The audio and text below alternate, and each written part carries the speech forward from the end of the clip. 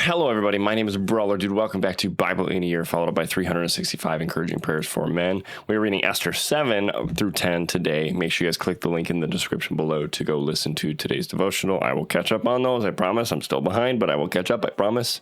But thank you guys so much for joining me. Let's get right into today's reading, Esther chapter 7. So the king and Haman went to dine with Queen Esther, and on the second day at the banquet of wine, the king again said to Esther, "What is your petition, Queen Esther? It shall be granted you. And what is your request? Up to half the kingdom it shall be done." Then Queen Esther answered and said, "If I have found favor in your sight, O king, and if it pleases the king, let my life be given me at my petition and my people at my request. For we have been sold, my people and I, to be destroyed, to be killed, and to be annihilated. Had we been sold as male and female slaves, I would have held my tongue, although the enemy could never compensate for the king's loss." So King Ahasuerus answered and said to Queen Esther, "Who is he, and where is he, who would dare presume in his heart to do such a thing?" And Esther said, "The adversary and enemy is this wicked Haman." So Haman was terrified before the king and queen. Then the king arose in his wrath from the banquet of wine and went into the palace garden. But Haman stood before Queen Esther pleading for his life, for he saw that evil was determined against him by the king.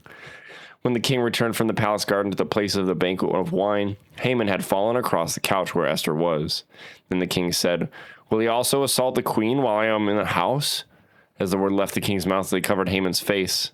Now Harbonah, one of the eunuchs, said to the king, "Look, the gallows, 50 cubits high, which Haman made for Mordecai, who spoke good on the king's behalf, is standing at the house of Haman." Then the king said, "Hang him on it." So they hanged Haman on the gallows that he had prepared for Mordecai. Then the king's wrath subsided. Esther chapter 8. On that day, King Ahasuerus gave Queen Esther the house of Haman, the enemy of the Jews. And Mordecai came before the king, for Esther had told how he was related to her. So the king took off his signet ring, which he had taken from Haman, and gave it to Mordecai. And Esther appointed Mordecai over the house of Haman. Now Esther spoke again to the king, fell down at his feet, and implored him with tears to counteract the evil of Haman the Agagite, and the scheme which he had devised against the Jews. And the king held out the gold scepter toward Esther. So Esther arose and stood before the king and said, "If it pleases the king, and if I have found favor in his sight, and the thing seems right to the king, and I am pleasing in his eyes, let it be written to revoke the letters devised by Haman, the son of Hammedatha the Agagite, which he wrote to annihilate the Jews who are in all the king's provinces. For how can I endure to see the evil that will come to my people? Or how can I endure to see the destruction of my countrymen?" Then King Ahasuerus said to Queen Esther and Mordecai the Jew, "Indeed, I have given Esther the house of Haman, and they have hanged him on the gallows because he tried to lay his hand on the Jews. You yourselves write a decree concerning the Jews, as you please, in the king's name, and seal it with the king's signet ring. For whatever is written in the king's name and sealed with the king's signet ring, no one can revoke." So the king's scribes were called at that time in the 3rd month, which is in the month of Sivan, on the 23rd day. And it was written according to all that Mordecai commanded to the Jews, the satraps, the governors, and the princes of the provinces, from India to Ethiopia, 127 provinces in all, to every province in its own script, to every people in their own language, and to the Jews in their own script and language. And he wrote in the name of King Ahasuerus, sealed it with the king's signet ring, and sent letters by couriers on horseback, riding on royal horses bred from swift steeds. By these letters, the king permitted the Jews who were in every city to gather together and protect their lives, to destroy, kill, and annihilate all the forces of any people or province that was assault them, both little children and women, and to plunder their possessions, on one day in all the provinces of King Ahasuerus, on the 13th day of the 12th month, which is the month of Adar. A copy of the document was to be issued as a decree in every province and published for all people, so that the Jews would be ready on that day to avenge themselves on their enemies. The couriers who rode on royal horses went out and hastened and pressed on by the king's command. And the decree was issued in Shushan, the citadel. So Mordecai went out from the presence of the king in royal apparel of blue and white, with a great crown of gold and a garment of fine linen and purple. And the city of Shushan rejoiced and was glad. The Jews had light and gladness, joy and honor. In every province and city, wherever the king's command and decree came, the Jews had joy and gladness, a feast and a holiday. Then many of the people of the land became Jews, because fear of the Jews fell upon them. Esther chapter 9. Now in the 12th month, that is the month of Adar, on the 13th day, the time came for the king's command and his decree to be executed. On the day that the enemies of the Jews had hoped to overpower them, the opposite occurred, that in that the Jews themselves overpowered those who hated them. Then the Jews gathered together in their cities throughout all the provinces of King Ahasuerus to lay hands on those who sought their harm. And no one could withstand them, because fear of them fell upon all people. And all the officials of the provinces, the satraps, the governors, and all those doing the king's work helped the Jews, because the fear of Mordecai fell upon them. For Mordecai was great in the king's palace, and his fame spread throughout all the provinces. For this man Mordecai became increasingly prominent. Thus the Jews defeated all their enemies with the stroke of the sword, with slaughter and destruction, and did what they pleased with those who hated them. And in Shushan the citadel, the Jews killed and destroyed 500 men. Also Parshandatha, Dalphon, Aspatha, Poratha, Adaliah, Aradatha, Parmashta, Arasai, Aradai, and Vejahaz.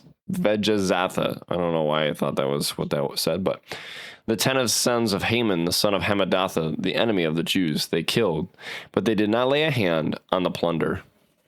On that day, the number of those who were killed in Shushan the citadel was brought to the king. And the king said to Queen Esther, "The Jews have killed and destroyed 500 men in Shushan the citadel, and the 10 sons of Haman. What have they done in the rest of the king's provinces? Now what is your petition? It shall be granted to you. Or what is your further request? It shall be done." Then Esther said, "If it pleases the king, let it be granted to the Jews who are in Shushan to do again tomorrow, according to today's decree, and let Haman's 10 sons be hanged on the gallows." So the king commanded this to be done. The decree was issued in Shushan, and they hanged Haman's 10 sons. And the Jews who were in Shushan gathered together again on the 14th day of the month of Adar, and killed 300 men at Shushan, but they did not lay a hand on the plunder. The remainder of the Jews in the king's provinces gathered together and protected their lives, had rest from their enemies, and killed 75,000 of their enemies. But they did not lay a hand on the plunder.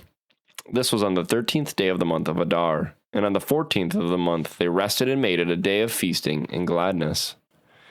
But the Jews who were at Shushan assembled together on the 13th day, as well as on the 14th, and on the 15th of the month they rested, and made it a day of feasting and gladness.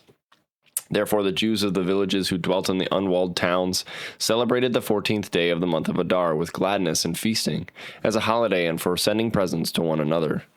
And Mordecai wrote these things and sent letters to all the Jews near and far who were in all the provinces of King Ahasuerus, to establish among them that they should celebrate yearly the 14th and 15th days of the month of Adar, as the days on which the Jews had rest from their enemies, as the month which was turned from sorrow to joy for them, and from mourning to a holiday. That they should make them days of feasting and joy, of sending presents to one another and gifts to the poor. So the Jews accepted the custom which they had begun, as Mordecai had written to them, because Haman, the son of Hamadatha the Agagite, the enemy of all the Jews, had plotted against the Jews to annihilate them, and had cast pur, that is, the lot, to consume them and destroy them. But when Esther came before the king, he commanded by letter that this wicked plot which Haman had devised against the Jews should return on his own head, and that he and his sons should be hanged on the gallows. So they called these days Purim, after the name Pur, therefore, because of the words of this letter, what they had seen concerning this matter, and what had happened to them, the Jews established and imposed it upon themselves and their descendants, and all who would join them, that without fail they should celebrate these 2 days every year, according to the written instructions, and according to the prescribed time, that these days should be remembered and kept throughout every generation, every family, every province, and every city, that these days of Purim should not fail to be observed among the Jews, and that the memory of them should not perish among their descendants. Then Queen Esther, the daughter of Abihail, with Mordecai the Jew, wrote with full authority to confirm the second letter about Purim. And Mordecai sent letters to all the Jews, to the 127 provinces of the kingdom of Ahasuerus, with words of peace and truth, to confirm these days of Purim to their appointed time, as Mordecai the Jew and Queen Esther had prescribed for them, and as they had decreed for themselves and their descendants concerning matters of their fasting and lamenting. So the decree of Esther confirmed these matters of Purim, and it was written in the book. Esther, chapter 10. And King Ahasuerus imposed tribute on the land and on the islands of the sea. Now all the acts of his power and might, and the account of the greatness of Mordecai, to which the king advanced him, are they not written in the book of the Chronicles of the kings of Media and Persia? For Mordecai the Jew was second to King Ahasuerus, and was great among the Jews, and well received by the multitude of his brethren, seeking the good of his people, and speaking peace to all his countrymen. And that's it for today's reading. Thank you guys so much for joining me today. Hope you guys did enjoy. That's the first time I've read through all of Esther, and there's a lot in there that I didn't know. But wow, it's so cool to see God work. And I know that people maybe, you have to read it all in context. You can't just take things out of context and understand who God is and what he does for people that love him. So thank you guys so much for joining me. I hope you guys did enjoy. Love you guys so very much. Remember that Jesus loves you, and I will see you in the next one. Bye-bye.